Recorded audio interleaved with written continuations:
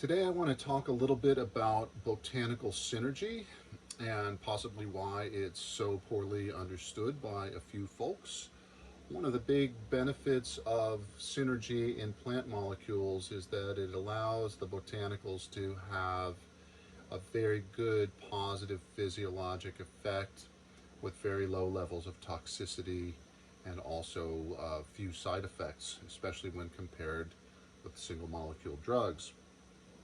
I think one of the areas of confusion is the difference between pharmacologic synergy and clinical synergy, sometimes also called therapeutic synergy. And I'll discuss those a little bit below. We're going to look at a number of studies. We're going to look at studies showing two different molecules combined and how those impact total effect. We're going to look at an isolated molecule versus a whole plant. We're going to look at in another study, we'll look at two separate plants compared with the combination of those plants. And then finally, we'll look at a study with a rather larger data set, including CBD terpenes with cannabis and their impact on anxiety and stress.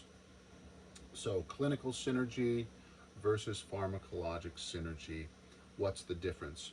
Well, in clinical synergy, we are looking at the outcome on a clinical parameter, something like muscle spasticity, so that we can look at the two separate components and see if there's a combinatory effect based on a very measurable outcome, like muscle spasticity and multiple sclerosis, for example.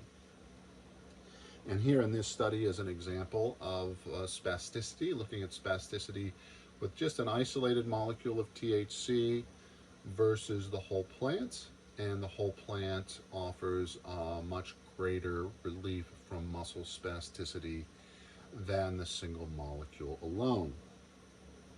So that's a plant versus a molecule, clinical synergy. And we'll talk about pharmacologic synergy here in just a bit. A different study looking at two different plants, each of them measured separately and then measured together. This one is on amphetamine-induced hyperactivity. When people take stimulants, you'll see them doing a lot of these body motions, these hyperactive motions. And in this particular study, looking at how kava kava impacts the amphetamine-induced hypermotility, looking at passiflower, also known as passion flower, and then you'll see the combination of the two results in a greater effect than each of the others combined. And in this last study, just looking at two separate molecules, one of the molecules is hypericin, and the other one is a procyanidin. Hypericin is common in St. John's wort, and the procyanidins are flavonoid-like molecules that are fairly widespread. Blueberries have them in a very high level. But what this looks like, and the hypericin and St. John's wort sometimes can be effective in clinical studies for depression, for example. Let me know if you want a study on that. Anyway, what is being affected is the absorption of the main ingredient, the hypericin, when the procyanidin is added. So a lot of the times a molecule may not necessarily have a direct pharmacologic effect on a pathway, but it may impact absorption.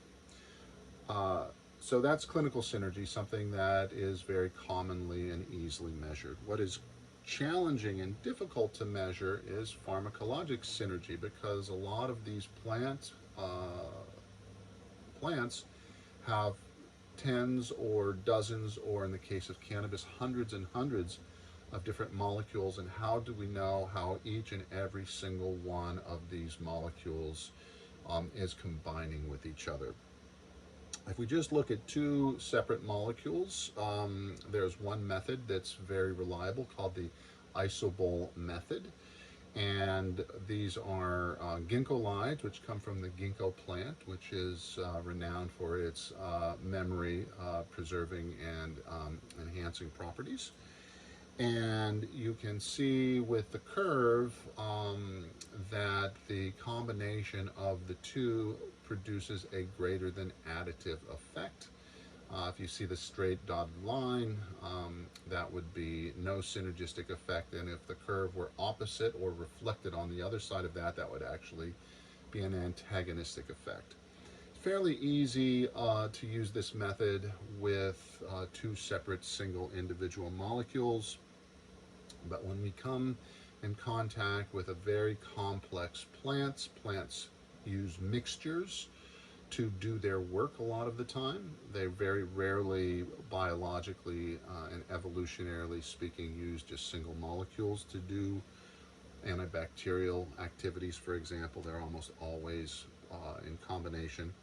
But if we want to look at a lot of different molecules, here's one study that's attempting to do that. Put up on the screen here, you can, it involves CBDs and various terpenes and their impacts on anxiety and stress. And I think that this is a good effort and a good beginning of a study, but the data set definitely it needs to be more reliable and more robust. When we have very complex botanicals with hundreds of different chemicals affecting the endocannabinoid system, which is a highly variable receptor system where the receptor populations are fluctuating wildly with variable products, variable delivery methods, and each and every person has an individual response. The data becomes nearly unmanageable. We are now using artificial intelligence, AI, to kind of be a microscope and look better, so things are improving. But I do think that this feature of multiple receptors, multiple receptor systems, poses huge challenges to the traditional RCT, randomized controlled trial model.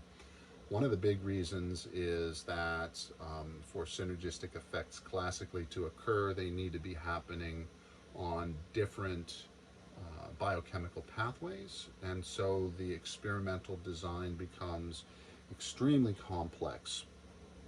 And I like to just read a quote from Ruth Fisher, PhD, who did a very good, I wish I could have said it this well.